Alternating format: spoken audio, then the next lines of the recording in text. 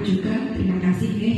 Seharusnya kalian sudah pulang, tapi kalian masih semangat untuk mengikuti kegiatan di siang hari ini. Pada hari ini, Bu Guru, saya ingin menyampaikan sesuatu yang sekiranya bermanfaat, lagi menuntut segala kodrat yang ada pada anak-anak agar mereka dapat mencapai kebahagiaan yang setinggi-tingginya, baik sebagai manusia maupun sebagai anggota masyarakat. Nah, dalam hal menuntun tersebut, guru berpikir di kelasnya masing-masing, menghantarkan peserta didik pada nilai-nilai profil pelajar Pancasila melalui pembiasaan. Jadi sebagaimana kita ketahui bahwasannya kita ini sekarang sudah masuk di era kurikulum merdeka. Jadi ikon dari kurikulum merdeka itu adalah profil pelajar Pancasila. Nah, bagaimana kita bisa menciptakan anak yang memiliki profil pelajar, membimbing peserta didik menemukan, setelah menemukan kemudian menerapkan keyakinan kelas ataupun kesepakatan kelas yang telah mereka sepakati sebagai wujud perubahan ke hal yang lebih baik, menjadi orang yang mereka inginkan. Motivasi intrinsik atau motivasi dari dalam yang berdampak jangka panjang daripada motivasi ekstrinsik. Nah, inilah kita hari ini belajar bareng-bareng belajar tentang bagaimana menciptakan motivasi intrinsik atau kesadaran dari diri murid itu sendiri. Memperoleh motivasi intrinsik itu tentunya akan melakukan sebuah kesalahan. Nah, kita sebagai guru harus juga bisa mengetahui 5 posisi kontrol guru itu di posisi mana yang tentang budaya positif, keyakinan kelas, posisi kontrol, dan juga restitusi. Kemudian mewujudkan merdeka belajar pada peserta didik dengan memberikan kebebasan untuk mengemukakan. Kemudian yang ketiga, membentuk karakter positif pada peserta didik melalui kebiasaan-kebiasaan positif, perilaku positif, dan keteladanan dari semua warga sekolah. Dan yang keempat, mampu menumbuhkan motivasi intrinsik peserta didik terhadap penanaman nilai-nilai kebajikan. Nah, bisa memahami, kemudian melaksanakan budaya positif. Yang kedua, terciptanya merdeka belajar pada peserta didik. Yang ketiga, peserta didik menjalankan kesepakatan komunikasi.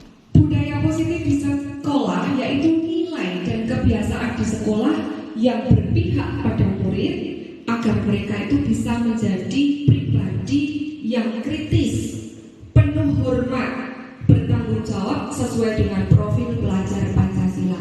Jadi di konsep utama budaya positif yang pertama perubahan paradigma belajar, kemudian ada disiplin positif, ada kebutuhan dasar manusia, kemudian motivasi perilaku manusia, restitusi atau posisi kontrol seorang guru, keyakinan kelas, dan juga segitiga restitusi. Perubahan paradigma belajar. Nah, dalam membangun budaya positif, sekolah itu juga harus menyediakan lingkungan yang positif juga, aman dan nyaman, sesuai dengan tujuan pendidikan, menciptakan suasana kelas yang aman dan nyaman. Mengapa kita harus menciptakan suasana yang seperti itu? Yakni agar para siswa itu mampu mencari pasangannya. Ini permainannya adalah ada namanya kegiatan cobalah buka. Jadi tugasnya yang satu itu adalah mengepalkan tangan.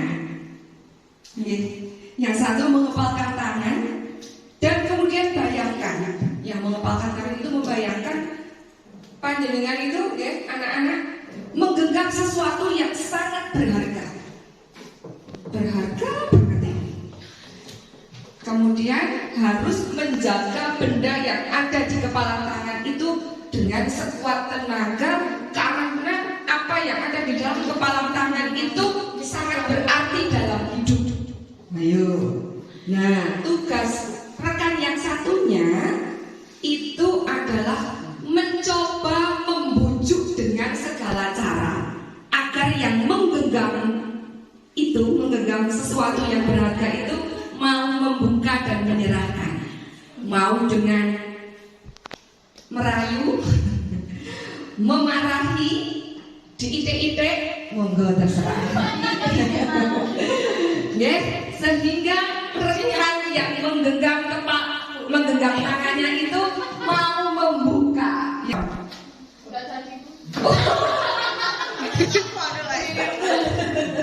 Terus ini Mbak Dewi dan Mbak Uya yang menggenggam Mbak Uya mau membuka tidak Mbak Uya? Mau.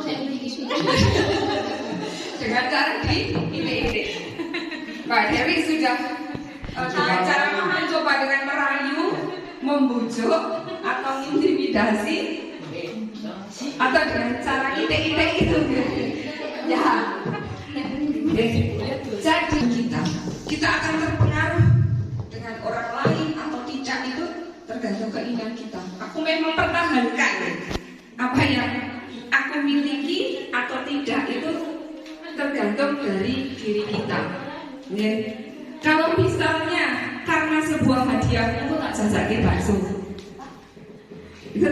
bakso, hari ini, itu berarti karena suatu iming-iming sehingga mau membuka. Nah, hal itu tidak akan awet atau berlangsung lama, bertahan lama seperti itu. Itu dari inti dari permainan pada siang hari ini. Kemudian disiplin positif itu mbok dadi bocah sing disiplin, sering seperti itu. Nah, sering berbeda, jauh berbeda dengan tidak harus dengan memberikan hukuman. Justru hukuman itu adalah pilihan terakhir. Kalau perlu tidak digunakan sama sekali. Kalau dulu kan kita sering ya, tidak, maksudnya telat dihukum. Saya juga sering seperti itu, tidak membawa buku itu juga dihukum, tidak mengerjakan PR dihukum. Nah, itu sebenarnya adalah pilihan terakhirnya.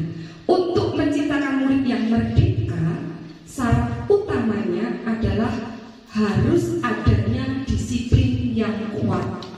Disiplin yang dimaksud adalah disiplin diri, memiliki motivasi internal, motivasi dan memiliki motivasi untuk disiplin dari dalam sendiri. Maka kita sebagai guru harus adalah menciptakan anak-anak yang memiliki disiplin diri sehingga mereka bisa berperilaku dengan mengacu pada nilai-nilai kebajikan universal dan memiliki motivasi intrinsik dari dalam, bukan ekstrinsik, seperti pemberian profil pelajar Pancasila. Jadi ada banyak nilai-nilai kebajikan, nilai-nilai kebajikan yang disampaikan, tapi yang paling kita kenal adalah yang ada di profil pelajar Pancasila, yaitu beriman, bertakwa kepada Tuhan Yang Maha Esa dan berakhlak mulia, mandiri, bernalar kritis, berkebinekaan global, bergotong royong, dan juga kreatif. Kemudian nilai-nilai kebajikan yang saya ambil selain dari profil pelajar Pancasila, itu yang menurut saya lengkap adalah The Virtus Project atau proyek nilai-nilai kebajikan. Di sini contohnya ada tanggung jawab dan merupakan pembelajar sepanjangnya sesuai dengan suatu tujuan tertentu yang disebut dengan kebutuhan dasar manusia. Dalam memenuhi satu atau lebih dari satu kebutuhan dasar itu kita tidak tahu ya biasanya. Ini ngapa bocah kok capek berarti kon gara PR orang gelem. Sebenarnya dia itu sedang melakukan atau memiliki tujuan memenuhi kebutuhannya. Ada 5 kebutuhan dasar manusia. Yang keempat kesenangan atau fun, dan yang kelima adalah kekuasaan atau power. Ini biasanya anak-anak yang sok ngakali kancane. Nah itu karena apa? Dia kepingin ini loh menunjukkan kekuasaannya. Contoh kasusnya seperti ini ya. Bulia, guru kelas 6 SD sedang bingung menghadapi salah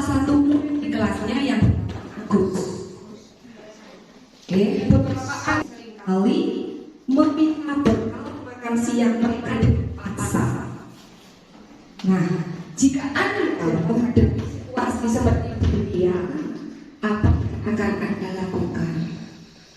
Jadi di dalam kelas ini alasan Agus melakukan itu Pak Nus. Mbak Iman, ini ada anak ninja misalnya seperti itu. Dia begitu, dia ada banyak kemungkinan Bu. Yang pertama tidak sarapan, ya. Yang kedua tidak diberi bekal makanan, Yang ketiga tidak diberi uang saku, Ya. Atau yang keempat bisa jadi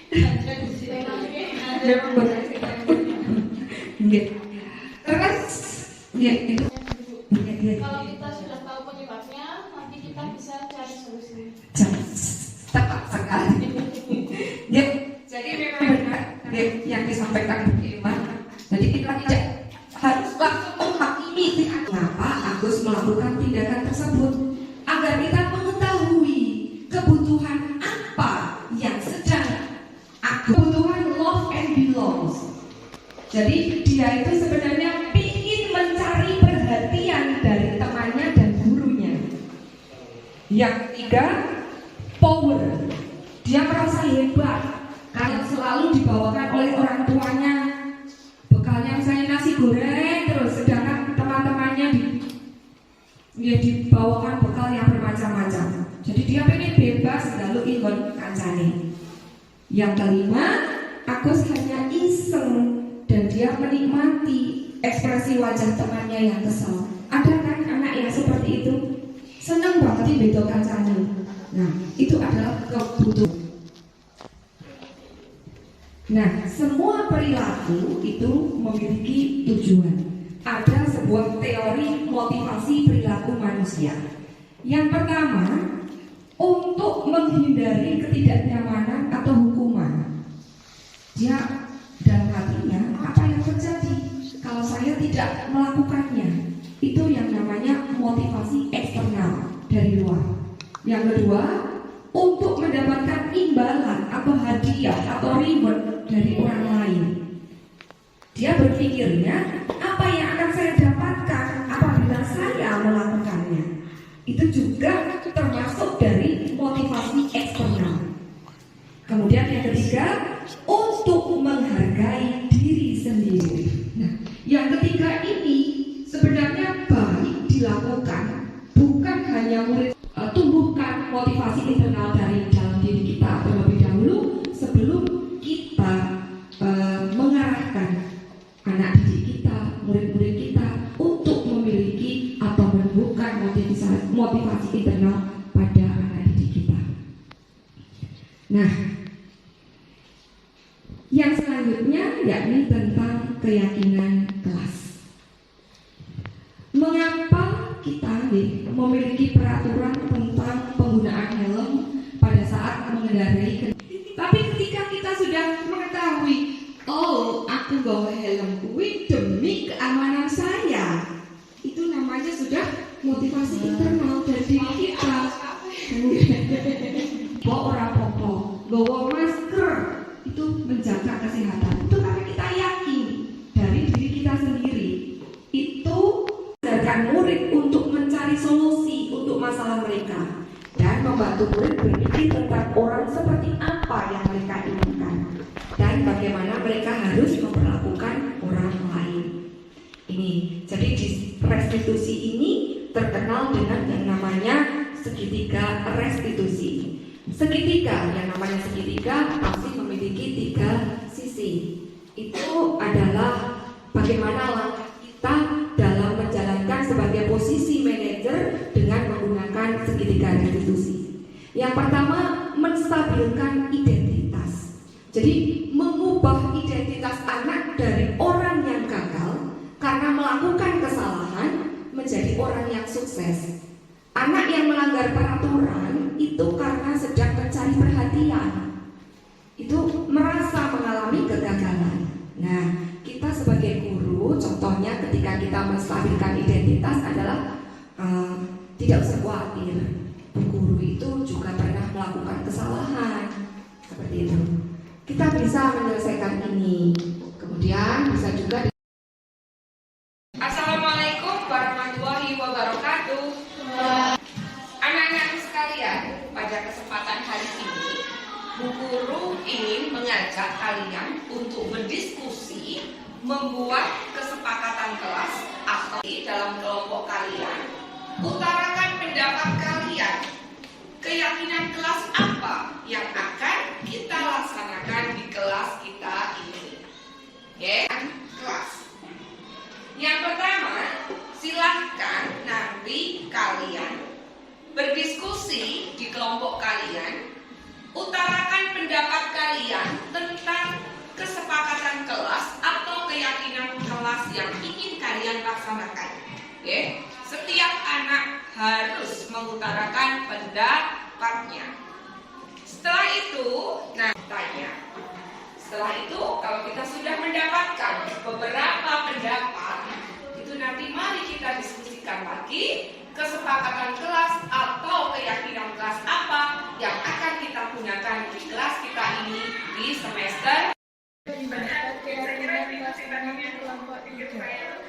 Rajin, kita harus rajin belajar. Kita harus rajin beribadah kepada Tuhan Yang Maha Esa. 2. Kebersihan, kita harus menjaga kebersihan kelas. Kita harus selalu membersihkan halaman sekolah. 3. Semangat, kita harus semangat saat menghadapi ujian sekolah. Kita harus semangat belajar. 4. Percaya diri, percaya diri dalam mengerjakan tugas. Kita harus selalu percaya diri kepada diri kita sendiri. Tadi kita sudah membenahi dari hasil curah pendapat dari kelompok 1, 2, 3, 4, sehingga kita sudah menemukan beberapa poin dari nilai kebajikan yang nantinya akan dijadikan keyakinan kelas kita. Yang pertama ada rasa hormat, kejujuran, baik hati, tanggung jawab, percaya diri, kebersihan, keadilan, dan juga gotong royong. Nah, silakan dari nilai-nilai kebajikan yang ada di sini yang sudah tertuang, kemudian sudah ada keyakinan kelas ini, manakah dari beberapa ini yang akan kalian pilih menjadi keyakinan kelas kita di semester ini?